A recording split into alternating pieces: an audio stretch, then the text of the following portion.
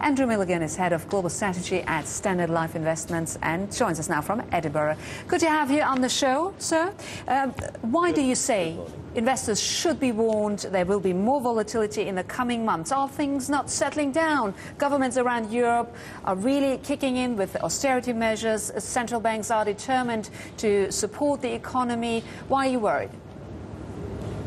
I don't think we need to be worried. I think we just need to prepare for quite marked cycles in economic activity and therefore financial markets around a weak underlying trend.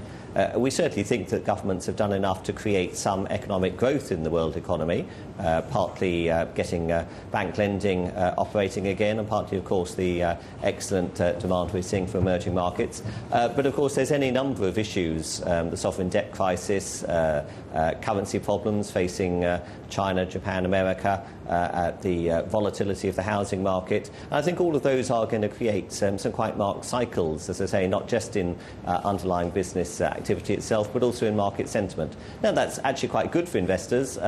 Those who are fleet of foot can take advantage of some of these swings that they see. Those who don't wish to trade that regularly, I think, can look through for some sustainable yield opportunities in a number of the more attractively priced asset classes, credit, property, equities that are out there to look through this volatility. But certainly I wouldn't see it as a steady state recovery. This is not a normal recovery by any stretch of the imagination from that major financial crisis.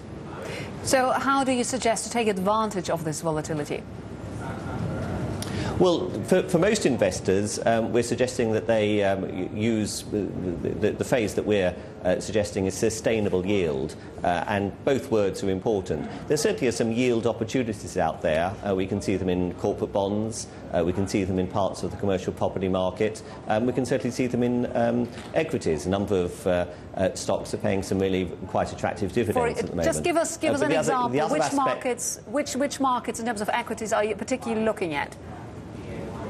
Well, I think there's several markets at the moment. Certainly a number of Asian equity markets, for example, the UK equity market. You can easily get yields of 3.5% on average across the market. And, of course, for a number of companies, you can easily get 4, 5, 6. Indeed, in a few cases, you're actually getting the equities paying more than the corporate bond, for example. Andrew, we have to leave it there. Thank you so much, Andrew Milligan from Standard Life.